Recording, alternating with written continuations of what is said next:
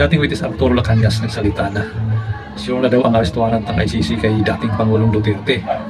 Sa isang interview ng isang vlogger na sinasabi niya kung may mangyari man sa kanya, wala nang ibang pambintagan kundi si dating Pangulong Duterte daw ang may kagagawan.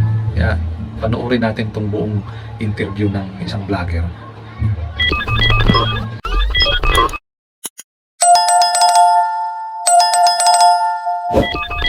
Next question ko po ganito, kasi alam naman natin na sa bigat po ng mga akusasyon nyo simula pa ng 2016, kung merong gustong manakit sa inyo, talagang sasaktan kayo, gagawa kayo ng masama. Ang isa po sa mga tanong na madalas ko madinig dito, kung sakali may mangyari sa inyo pero wag naman po sana, tatayo po ba yung mga isinumite yung dokumento, ebidensya, communication sa ICC? Sakaling may mangyari man sa inyo po. Yes, inassure ako nito ng mga prosecutor and investigators at the conclusion of the pre-trial interview and investigation with me. Kahit anong mangyari sa akin, mamatay ako bigla, si Mayor Rodrigo Duterte ay hindi makaligtas. Tatayo at tatayo ang lahat kong sa sinasaboy, sinusulat, at sa nilagay ko sa 186 pages computer print affidavit ko. Walang masayang po dito.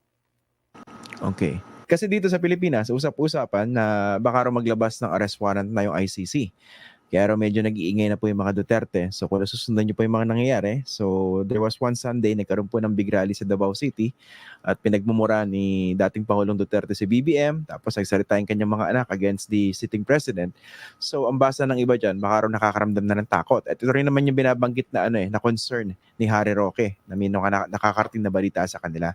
Ang tanong ko po sa inyo, kasi kayo yung kinakausap dyan ng ICC, ano po ba yung mga nakakarating na information sa inyo? Mukha po bang may lalabas na arrest warrant against the former president?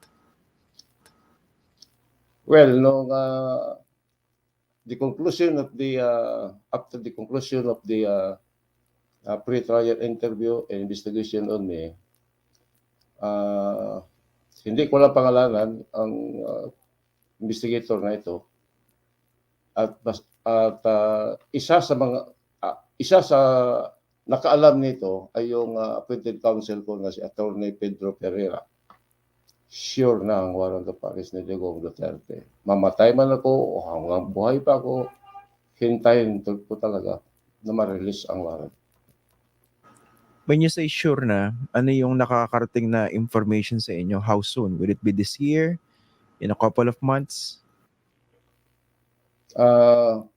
Hindi po sinabi sa akin, pero sinabi lang sa akin na I am their star witness and I was rated as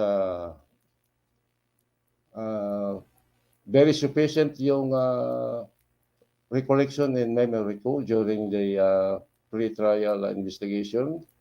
And in fact, wala na nga mga clarificatory tanong yung ICC appointed counsel ni Mayor Rodrigo Duterte. Satisfied siya sa lahat ng mga sinasagot ko. And then I was being congratulated by one investigator.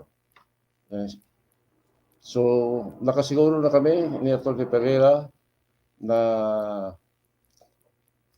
lalabas ang warrant of arrest ni Rodrigo Duterte. Hindi ko lang alam kung kailan, maybe after 2-3 years, baka mga ganun.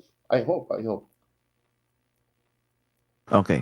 Eto sir, pag-usapan natin yung difference nung paglabas nyo ng inyong mga nalalaman doon sa pre-trial chamber nung kinausap kayo ng ICC, kumpara doon sa naging testimonya nyo po sa Senado ng 2016 at 2017. So, ano ba may pagkakaiba? Kasi may mga critics din kayo dito sa Pilipinas, sinasabi, discredited na yan si Las Cañas, binawi niya na yung sinabi niya. So, ikumpara nyo nga, ano ba yung pagkakaiba nung pagte-testify nyo dito sa Senado at saka yung pagharap nyo sa pre-trial chamber?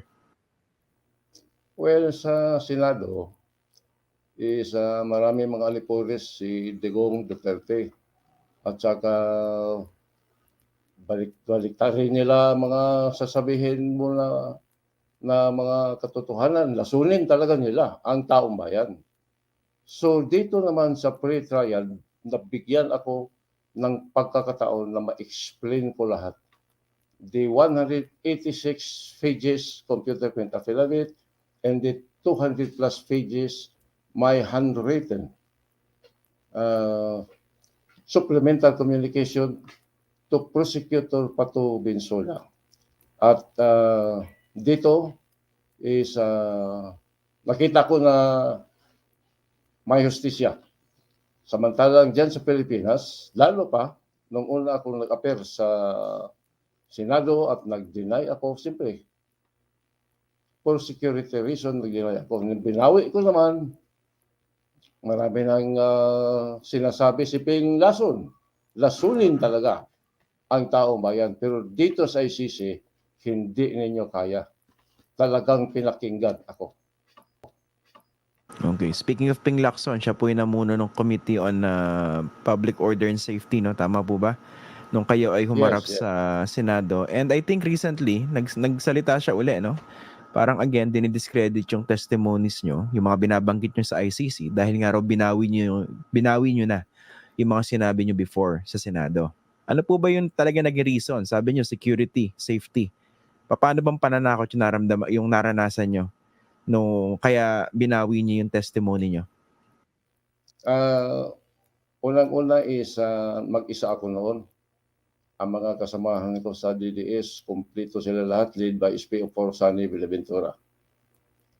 At bilang isang insider sa Duterte Death Squad or Double Death Squad, sinabi ng ICC, nag-assure nila na pakinggan ako, na-explain ko lahat ng mga sinusulat ko, pati ang affidavit ko.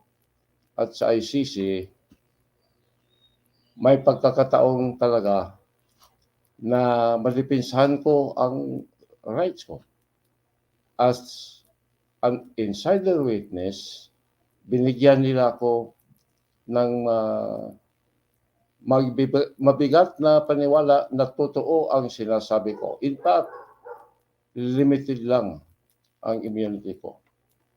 Yun nga, speaking of limited immunity, gusto kong balikan po yun, no? Kasi binanggit nyo, limited yung immunity nyo. Pag kayo nag-commit ng perjury, pwede kayong kasuhan sa ICC. Tama po ba?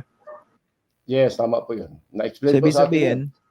ibig sabihin ganito yan. Kung meron kayong binanggit na kahit anong kasinungalingan doon sa inyong 200 plus handwritten supplemental communication at doon sa computerized affidavit nyo, kung meron kayong binanggit na kahit isang kasinungalingan, pwede kayong kasuhan. Yun po ba ibig sabihin nun? That's correct. Okay. Kasi ito medyo maganda ipaliwanag din po sa mga sa publiko, no? So yung 200 plus supplemental affidavit or communication, handwritten yun, kayo mismo nagsulat. Yes. Okay, wala nag-coach sa inyo, walang nagdagdag ng kwento para mahabi yung isang grand story against the Dutertes. Tama po ba? Wala. Base ito lahat sa personal ko na kaalaman sa loob ng DDS at yung bogus na drug war ni Mayor Duterte sa Davao City. That's it. Okay. Marami pa po ako itatanong, no? Pero sana, pagtyagaan niyo ako. Okay, ito muna. Ang itatanong ko sa inyo, ganito. Yes. Nagpalit na kasi na administrasyon, no? Hindi na po yung mga Duterte nasa kapangyarihan, although Vice President pa rin yung isang Duterte.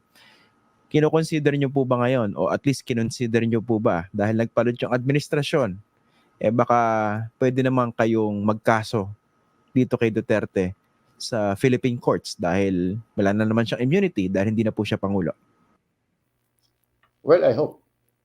Preparado ako. Kaya dito man sa ICC o dyan sa Pilipinas. Is that an option po? Pinag-uusapan po ba yan, yung ganyang option, or puro ICC lang muna ngayon? Sa ngayon, ICC po sa ang palaging pinag-uusapan at saka mga impormasyon din na dapat na tanggap ko. From the ICC talaga ang priority na kaso.